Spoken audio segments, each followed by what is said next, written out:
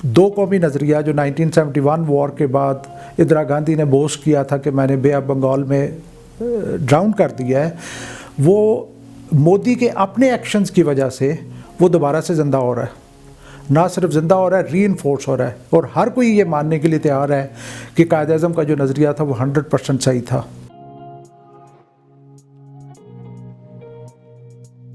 Major general Muhammad سمرے Salik,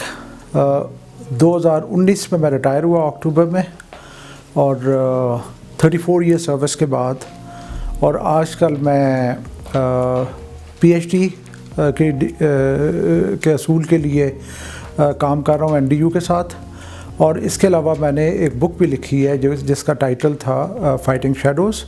post war on terror Pakistan. Pakistan کا جو بننا تھا وہ ایک معجزے سے کم نہیں تھا۔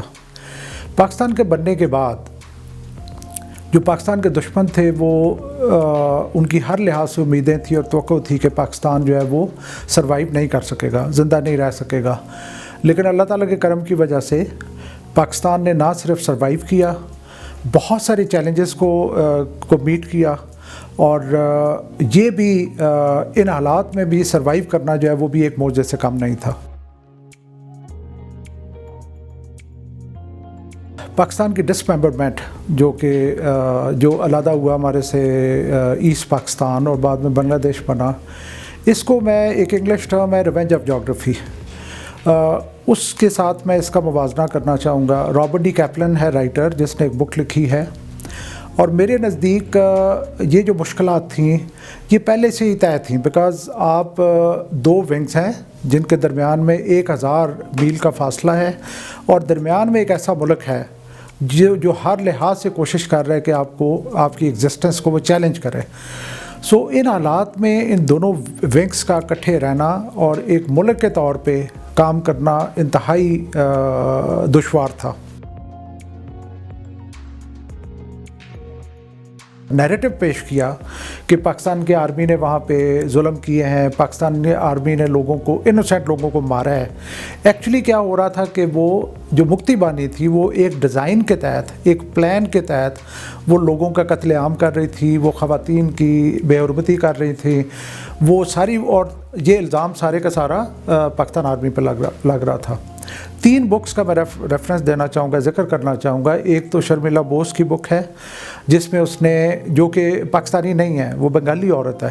جس نے یہ ایکسیپٹ کیا کہ یہ جو میتھس ہیں یہ غلط ہیں، ڈیبنک کیا اس نے میتھس کو۔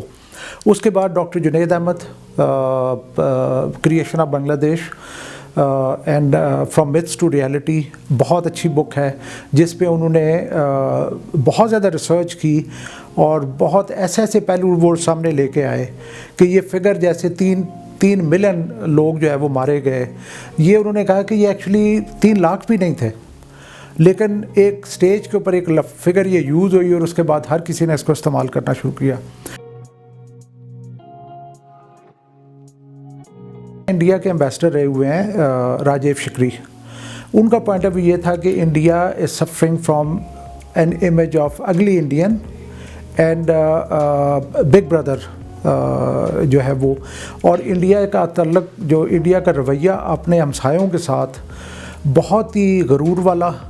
اور اوور بیئرنگ اور کانڈیسینڈنگ رہا ہے اور بورش رہا ہے۔ سو میں یہ سمجھتا ہوں، جو میں نے اپنے ریسرچ میں یہ اسٹیبلش بھی کیا ہے کہ ہمارے علاقے میں جو کانفلکٹ کا سب سے بڑا جو کریٹ کرنے والا ملک ہے وہ انڈیا ہے۔ کوئی بھی آپ کو انڈیا کا نیبر نہیں ملے گا جس کے ساتھ انڈیا کی پرابلم نہیں ہوگی۔ اب بھی انڈیا جو ہے وہ ہر لحاظ سے کوشش کرتا ہے کہ جس جگہ پہ بھی موقع ملے پاکستان کو ڈیمیج کرے، لیکن جو دو قومی نظریہ جو 1971 وار کے بعد اندرا گاندھی نے بوسٹ کیا تھا کہ میں نے بے آف بنگال میں ڈراؤن کر دیا ہے، وہ مودی کے اپنے ایکشنز کی وجہ سے وہ دوبارہ سے زندہ ہو رہا ہے۔ نہ صرف زندہ ہو رہا ہے، ری انفورس ہو رہا ہے، اور ہر کوئی یہ ماننے کے لیے تیار ہے کہ قائد اعظم کا جو نظریہ تھا وہ 100% صحیح تھا۔ لیکن انڈیا جس روٹ پہ چل رہا ہے، جو کہ وہ ایکسٹرنل پاورز کی بیٹنگ کر رہا ہے، اس میں میرا یہ فیئر ہے، میرا یہ کنسرن ہے، جس کی وجہ سے میں یہ اپنی پی ایچ ڈی کی ریسرچ کر رہا ہوں کہ یہاں پہ کہیں ایک اور سائیکل کانفلکٹ کا پیدا نہ ہو۔